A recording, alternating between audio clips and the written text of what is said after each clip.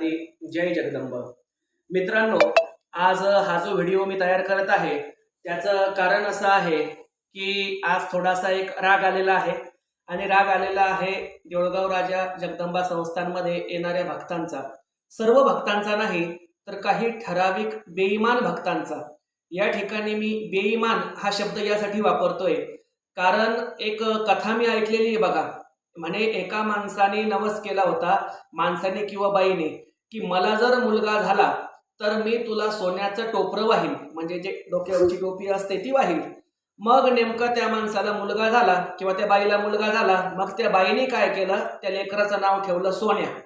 सोन्या चांगला 4-5 वर्षाचा मोठा झाला आणि त्याचं फाटलेलं तुटलेलं जीर्ण झालेली टोपी नेऊन नेमकी विठुरायाच्या किंवा जो कुठला देव असेल त्याच्या चरणांशी वाहिली.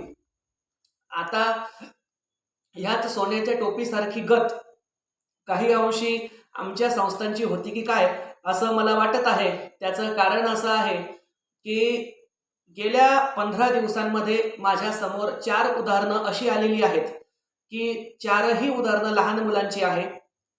त्या 4 उदाहरणांपैकी आज मी एक पहिलं उदाहरण घेतो. ते उदाहरण आहे जवळ असणाऱ्या सिंदखेड राजा ह्या गावचं. सिंदखेड राजा ह्या गावातील एक जोडपं, नवरा बायकोचं कपल, यांना 12 वर्षापासून अपत्य प्राप्ती नव्हती. 12 वर्षापासून घरामध्ये पाळणा हल्लेला नव्हता, लेकरू बाळ नव्हतं.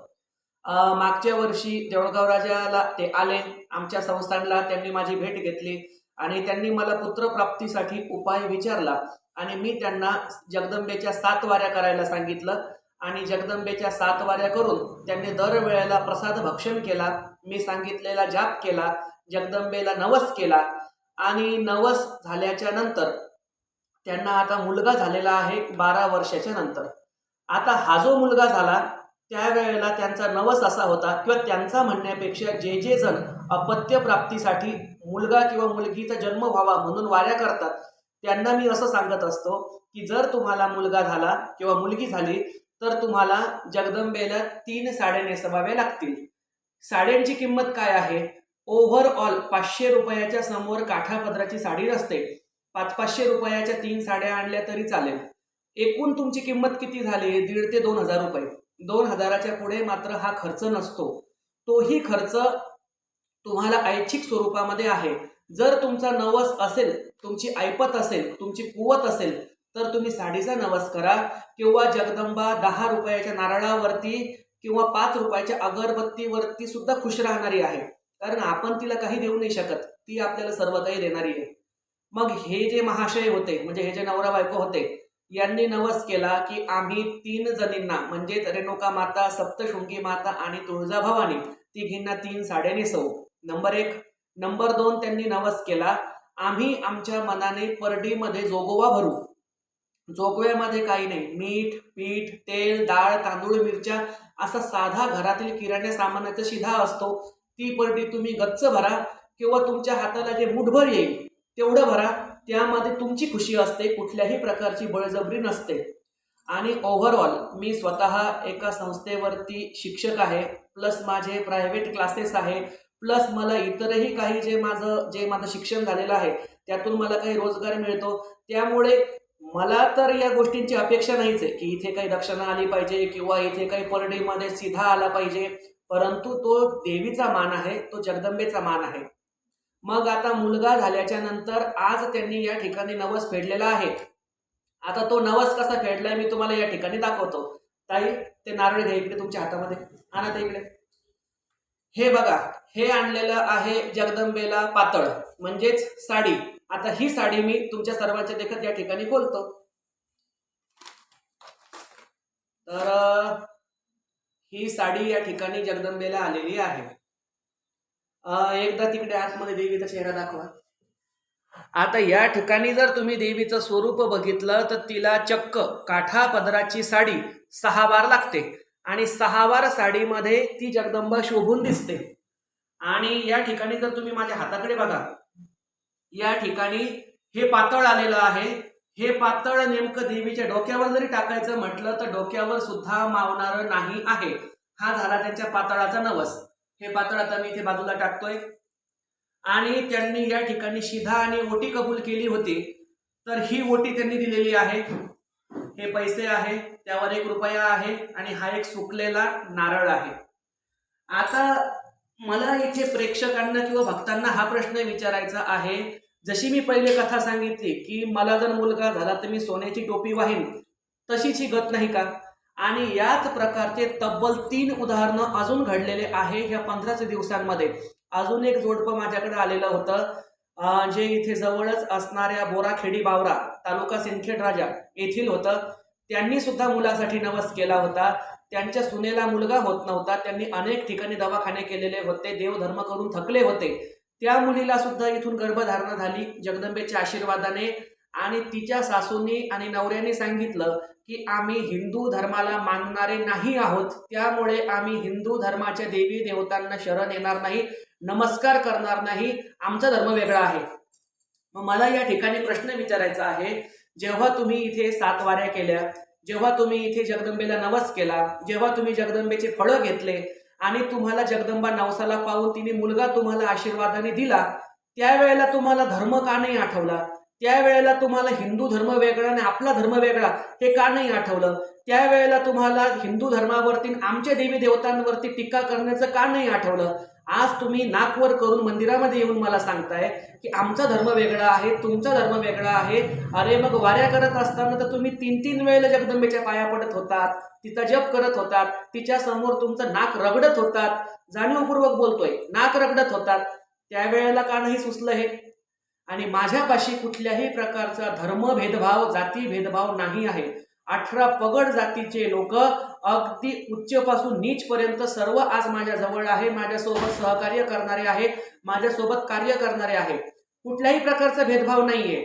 आणि अक्षरशः मी तुम्हाला नावं मोजून देऊ शकतो की इथे येणारे जे भक्त आहेत त्यांमध्ये गरिबापासून तर श्रीमंतापर्यंत 4ही वर्णाचे, 18 प्रगड जातीचे, अगदी मुस्लिम, शीख, ईसाई म्हणजेच ख्रिश्चन, सर्व धर्माचे जातीचे लोक माझ्याकडे जगदंबेची सेवा करतात. जे मी खातो तेच त्यांना प्रसाद म्हणून मिळतं. माझ्या मांडीला मांडी लावून बसतात, माझ्या स्वरामध्ये स्वर मिसळतात आणि अगदी एका भावाप्रमाणे, कुटुंबाप्रमाणे या ठिकाणी आमचा हा जगदंबा परिवार सुरू आहे. त्यामुळे अशा प्रकारे जातीयवाद पसरवू नका. जर तुम्हाला तुमचा धर्म आणि जात अतिशय जास्त प्रिय असेल तर इथे जगदंबेच्या दर्शनालाच येऊ नका. आणि तुम्हाला सांगतो, जगदंबा माता मंदिरामध्ये हे दाखव वरती सीसीटीव्ही कॅमेरे फिट आहेत. सीसीटीव्ही कॅमेरे फिट असल्यामुळे कोण इथे येतं, कोण नाही, या सर्वांची नोंद ही आमच्या सीसीटीव्ही मध्ये सेव्ह असते. परंतु तुम्ही देवाच्या नजरेतून लपू शकाल, तुम्ही आमच्या नजरेतून लपू शकाल. सीसीटीव्ही कॅमेरे तर काही बंद नाहीये, त्यामध्ये दिसतच आहे कोण कुठलं येतंय, कुठलं येत नाही. आम्ही कुठल्याही प्रकारची खाजगी माहिती या ठिकाणी प्रकाशित करत नाही, कोणालाही खाजगी माहिती देत नाही. परंतु आमच्या सेफ्टीसाठी, मंदिराच्या सेफ्टीसाठी आम्ही सीसीटीव्ही बसवलेले आहेत. हे झालं दुसरं उदाहरण. तिसरं उदाहरण आहे शिनगाव जहागीर तालुका जळगाव राजा येथील सुद्धा एका महिलेने इथे जगदंबेला नवस केला की जर माझ्या मुलाचं लग्न झालं तर मी सुनाला आणि मुलाला दोघांना जोडीने दर्शनाला पाठवेल आणि तुमची ओटी भरेल.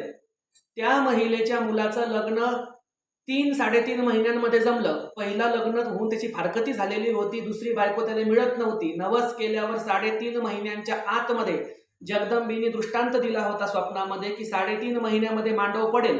त्याच्या आईच्या स्वप्नामध्ये घडलं होतं, 3.5 महिन्यामध्ये घडलं, लग्न झालं.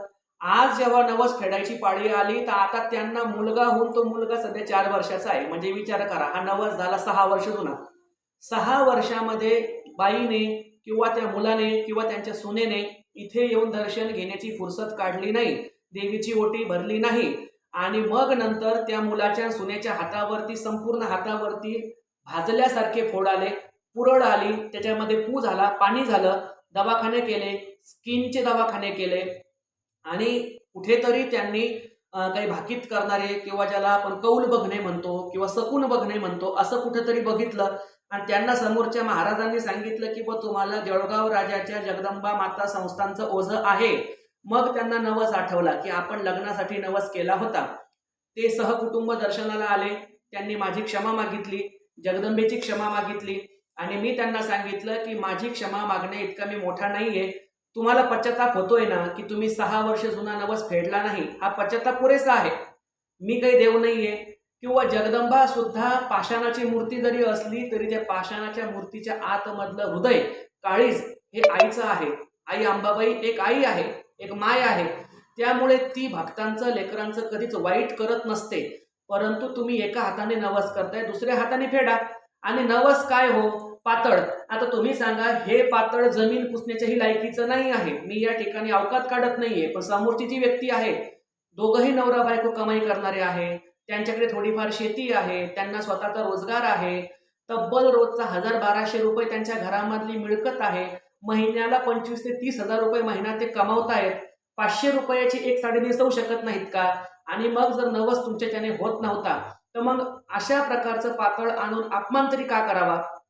या ठिकाणी ज्यांना माझं म्हणणं पटलं असेल त्यांचं स्वागत, ज्यांना माझ्यावर टीकाच करायची असेल करू शकता. मी आत्तापर्यंतही असला व्हिडिओ तर जाऊ द्या, मी असला विचारही आतापर्यंत केला नाही. पण आज सकाळपासून खरंच मनाला वेदना होत आहेत, वाईट वाटतंय.